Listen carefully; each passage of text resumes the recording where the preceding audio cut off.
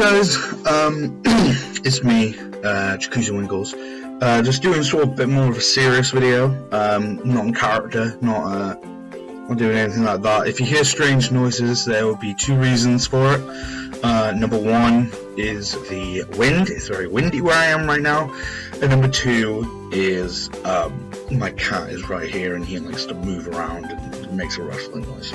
So I want to get that out of the way. So 3 years ago I made a video called Preparing for the Holidays, and it was sort of a how-to guide on preparing for Festus Feast, which is coming up later this month. 3 years ago I made a video called Preparing for the Holidays, you can watch it here, where I sort of gave my tips, my picks on how to prepare for Festus Feast. I think it's kind of fun doing videos like that, sort of doing videos out of character.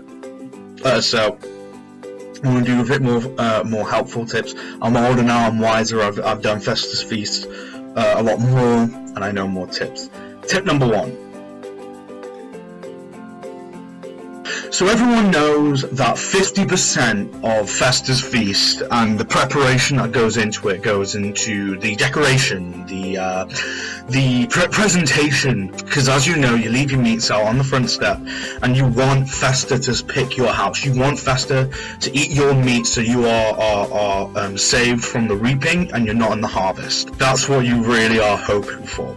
So what I've noticed is I used to go for colourful bowls. I used to go for the greens, the pinks, the blues, and you know, I've yet to be reaped, but I was always seemed to be left last, and I was like, what is it? And I often saw a lot of other people would go for the pinks, maybe even have pictures of Santa Claus or a fairy or a Pokemon on the bowl. And they would always get reaped, and they would always get harvest, and then they were always used as an offering. And what I noticed was the more experienced people went for sort of darker tones. See, this is a sort of a turquoise grey bowl.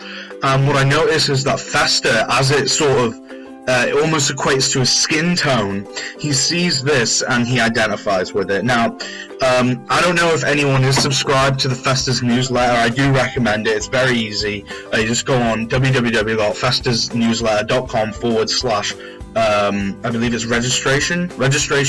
Actually, if you use the promo code FestaJacuzzi, you can get, I believe it's first month off. I don't know. I'll have to double check with that, but all the details in the description. But it's a very, very good newsletter, and it tells you, you know, what sort of season Festa's in, whether he's in a bad season, you know, in his core, or a good season, whether he has specific targets he has to hit this year, and mainly the most important thing is his selective meat.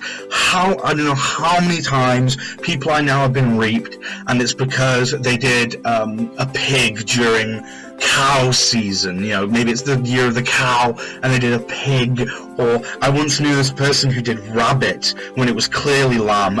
Just so you know, this is sort of a little tip. If you want to know more, again, go to the newsletter, www.festusnewsletter.com/registration, and use the promo code FestaJacuzzi, and you can get the first month off. But I'll give you a little tip now. This year it is chicken. Now this is pre-cooked chicken, sliced chicken.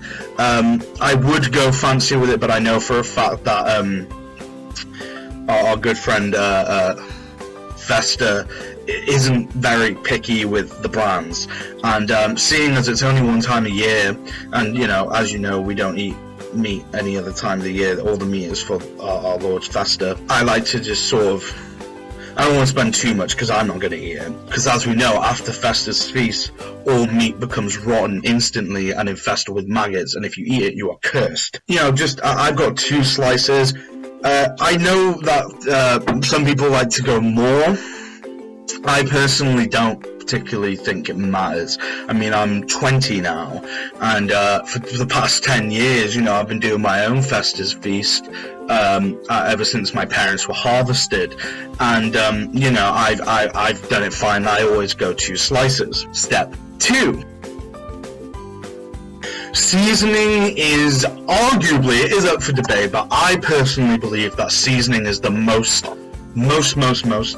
important part of Festus Feast, because what the seasoning does is it releases these chemicals that Festa can smell, and again, you know, you want to attract him, so you want to attract him with a smell he'll appreciate, because chicken or meat, whatever meat you do, although it should be chicken if you read the newsletter, it's not gonna attract him. The meat alone is not gonna attract him, especially if you're on budget and you have to go for this very cheap one. Hey!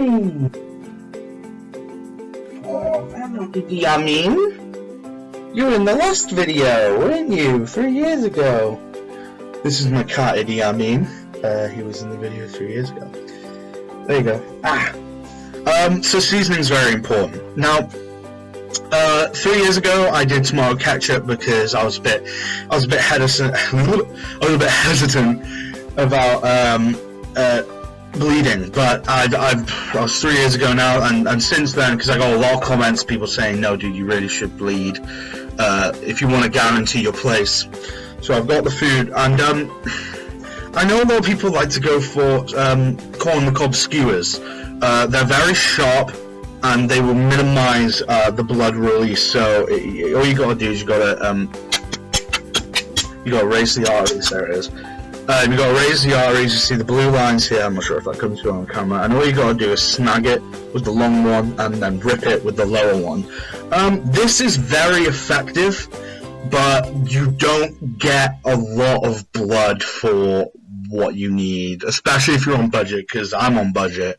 You need more blood than that, so I like to go, but you don't want to go crazy, you don't want to die, because what's the point? You know, the whole point is avoiding death. So what I like to get is a relatively blunt, short knife. You don't want it too sharp, you want it pretty blunt. Ooh, that is pretty sharp though. And what I like to do is, I like to sort of, I call it the pry. It's almost like you're opening up a clam. If you want to have some fun, sort of imagine your arm as a clam, you know, like just have fun with it. That's the most important step, is having fun with it.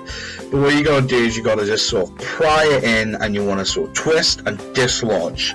Let's give that a try.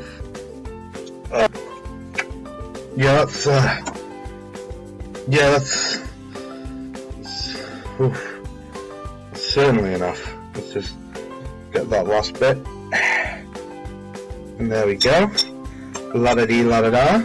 Right, I'm gonna go close up, and then we'll move on to the final step.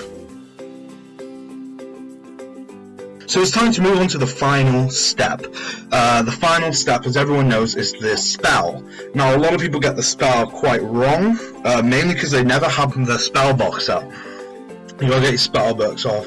You gotta get your spell box up, and you gotta say the magical incantation. You gotta say, Festa, Festa, let me live, let me surpass the harvesting. Festa, Festa, let me live, let me surpass the harvesting. And then the third time, Festa, Festa, let me live, let me surpass the harvesting. Now, as you know, you close it before you say the final harvesting, for if you don't, your firstborn will be born with typhoid. Always close it before you say the final harvesting. Make sure you say it loud and clear, and you should be good. Finally, you get out your Festronomicon, and you read out the incantation.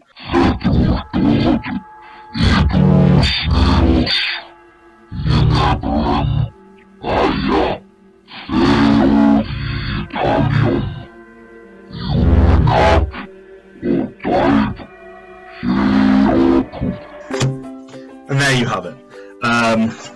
Then all you gotta do is you gotta leave Festus Feast out for harvesting, and hopefully you don't get reaped.